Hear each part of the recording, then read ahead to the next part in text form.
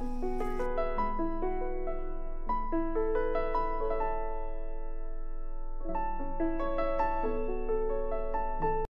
Morning সবাইকে। সবাই কেমন আছো? অনেক দিন পর আরও একটা দার্জিলিংয়ের নতুন ভ্লগ নিয়ে চলে এসেছি তোমাদের সাথে। আগের ভিডিওটা যদি তোমরা না দেখে থাকো, আগের ভ্লগগুলো দেখে নিতে পারো। সেখানে আমি ডিটেলসে সব কিছু শেয়ার করেছি, দার্জিলিংয়ে কীভাবে আসলাম, কোথায় কোথায় ঘুরলাম, আর কোথায় কত কি লেগেছে, কস্ট কেমন কি পড়েছে। তো আজকে আমি মিমে আছি আপাতত, সেটা আগের ভ্লগই দেখিয়েছি। আর আমাদের সকালে উঠে দেখছি যে জানালা থেকে এই সুন্দর একটা ভিউ দেখতে পাওয়া যাচ্ছে। যেহেতু কালকে আমরা এসেছিলাম নাইটে, সো ভিউটা তো দেখতে পাইনি, বাট প্রচণ্ড ঠান্ডার মধ্যে দিয়ে গেছি, খুবই ঠান্ডা ছিল। আর এখন উঠলাম 8টার মধ্যে, ওরা এখানে টিটা দিয়ে গেল, সেই জন্য আমাদেরও ঘুমটা ভেঙে গেছে। আর বাইরে দেখতে পাচ্ছ এর পাশেই রয়েছে হচ্ছে স্কুল, তার জন্য দার্জিলিংয়ের এই মিমের যেসব বাচ্চারা রয়েছে তারা সব গাড়ি করে এখানে এসেছে স্কুলেতে। আর আমরা নিচেই নামলাম হোমস্টেটা থেকে। আর এই হোমস্টেটার নাম আমি তোমাদেরকে পরে বলছি ডিটেলসে সব কিছু, কত কি কস্ট পড়েছে আর কি আছে। তো এখন নিচে এসে এখানে একটু রোদ পোহাচ্ছিলাম আমরা, তার সাথে ডিসাইড করছিলাম যে পরের দিনে যে গাড়িটা বুক করব তার জন্য একটা ড্রাইভার ঠিক করছিলাম। আর এরপর আমরা করব ব্রেকফাস্ট। আর আমাদের এই হোমস্টেটা থেকে সামনের ভিউটা দেখো, এখানে অনেক পাহাড় রয়েছে, এনাদের নিজস্ব একটা কার রয়েছে, কারণ এটা নাকি শিলিগুড়ি পর্যন্ত ভাড়া যায়। তো এই হচ্ছে হোমস্টে। হাজব্যান্ডও বসে চেয়ারে এখানে রোদ পোহাচ্ছে। আর এখানকার বাড়িগুলো খুব সুন্দর করে সাজানো থাকে, বাইরে পুরো ফুল দিয়ে দারুণভাবে, সেটা পরে শেয়ার করছি তোমাদের, পুরো ভিডিওটা দেখতে থাকো, শেয়ার করব। আর ব্রেকফাস্টে আজকে বানিয়েছে এখানে নান বলা যেতে পারে, সুন্দর একদম ডিফারেন্ট টাইপের, তার সাথে একটা কাবলি ছোলার একটা তরকারি, আর সাথে দিয়েছে একটা ডিমটা ডিফারেন্ট টাইপের একটু পোচ বানিয়ে দিয়েছে এখানে। আর আমি খাচ্ছি, হাজব্যান্ড এখন বলছে খিদে নেই, পরে খাবে। কাল যখন মিরিক গেছিলাম তো ওখানে দুপুরে যে লাঞ্চটা করা হয়েছিল খুব একটা হেলদি ছিল না ফুডটা, যার জন্য একটু ফুড পয়জন হয়েছে। সো এখানে তোমরা যারা দূরে যখনই ট্রাভেল করো না কেন, সাথে করে মেডিসিন ক্যারি করবে, সেটা অনেকটা হেল্পফুল হয়। কারণ এইরকম পাহাড়ের জায়গায় তুমি সব সময়, বিশেষ করে মিমটাতে সব কিছু হাতের কাছে পাবে না, তাই অবশ্যই মেডিসিন ক্যারি করা উচিত। আর দেখতে পেলে রুমটা কীভাবে ডেকোর করেছে, এখানে ওপরে ড্রাগনের একটা মানে আর্ট করেছে। ঠান্ডার মধ্যে এসে একদমই ভালো লাগছে না, আফসোস হচ্ছিল কেন আসলাম মিমটা, বাট চলো দেখি আজকে ঠিক কতটা ভালো লাগে সেটা দেখাই। তো হোমস্টে থেকে ফার্স্টই আমরা বেরিয়ে পড়েছি হোমস্টের পাশ দিয়ে, কারণ হোমস্টের উইন্ডো থেকে দেখা যাচ্ছিল সুন্দর চা বাগান, তাই সেটা এক্সপ্লোর করার জন্য আমরা দুজন বেরিয়ে পড়েছি। সো প্ল্যান করেছি একদম দুপুরের লাঞ্চের টাইমে বাড়িতে ফিরবো। বলো হাই আন্টি।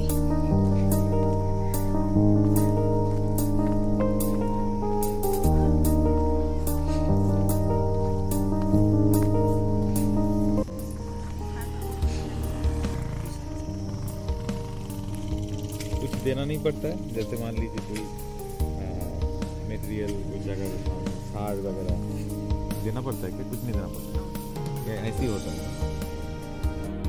তো এটা হচ্ছে আমাদের হোমস্টেটা, আর হোমস্টের ব্যাক সাইডেই আমরা আছি। আর হাজব্যান্ড দেখতেই পেলে এখানে চা বাগানে অনেকে গাছগুলো কাটছিল, তো জিজ্ঞাসা করছিল যে চা গাছগুলোতে এখানে কোনো সার লাগে কি, নাকি নর্মাল এমনি গাছগুলো হয় সেটা। তো আমরা সামনে এগিয়ে চলেছি, দেখো পুরো পাহাড়ের ওপরে আছি আমরা, বাট এখানকার রাস্তাটা একটু খারাপ, দেখতেই পাচ্ছ।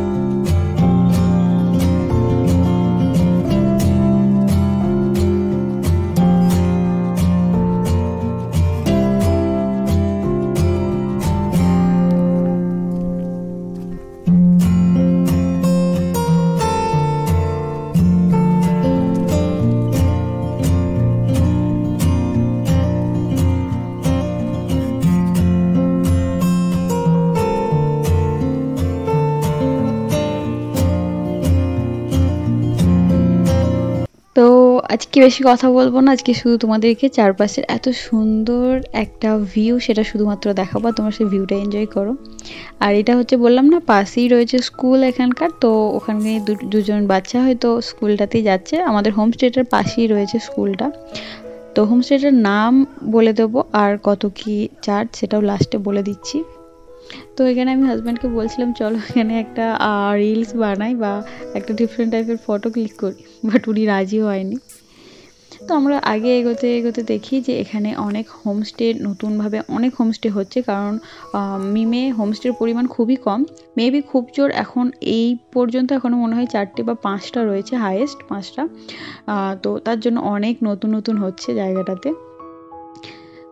তো এত সুন্দর একটা জায়গা, কাল যেমন বলছি ভালো লাগছিল না, বাট আজকে খুবই ভালো লাগছে।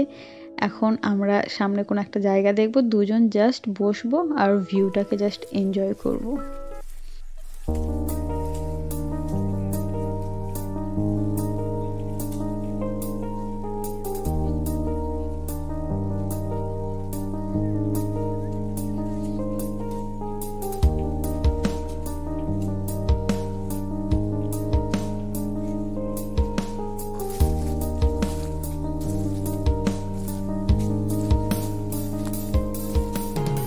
এখানে আসলে চা বাগানে যে গাছগুলো রয়েছে এটা তো সিজন নয়, তাই এখন চা পাতা নেই সেইভাবে, তো গাছগুলো জাস্ট ওপর থেকে এগুলো কেটে দিচ্ছে এরা, যাতে আবার নতুন করে চা পাতা গজায় সেজন্য।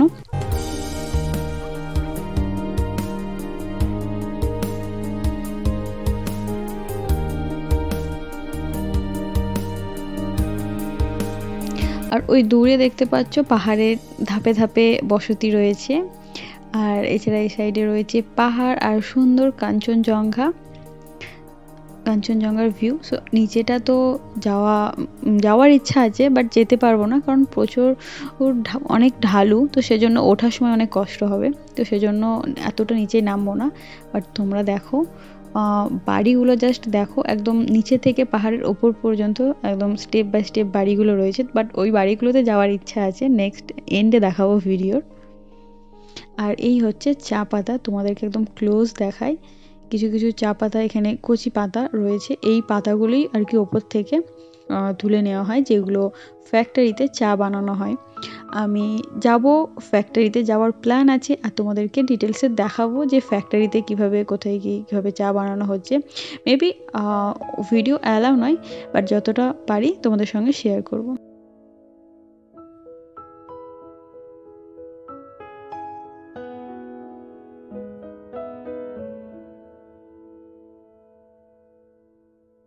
এরপর আমরা দুজন এখানে একটা জায়গা দেখে বসি, সামনের এত সুন্দর একটা ভিউটা ছেড়ে যেতে ইচ্ছা করছিল না। একলা একান্তে সময় কাটানোর জন্য মিম হচ্ছে বেস্ট প্লেস দার্জিলিংয়ের।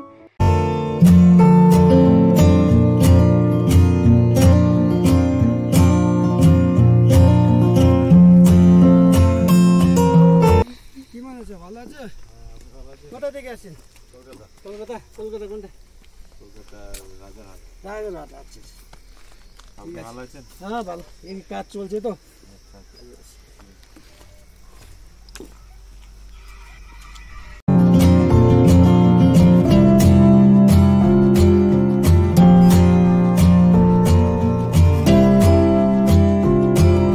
এতক্ষণ আমরা ওই জায়গাটায় ছিলাম যেখানে দেখতে পাচ্ছ কয়েকজন দাঁড়িয়ে আছে, আর এবার যাচ্ছি এগিয়ে সামনে যেখানে চা ফ্যাক্টরিটা রয়েছে সেখানে।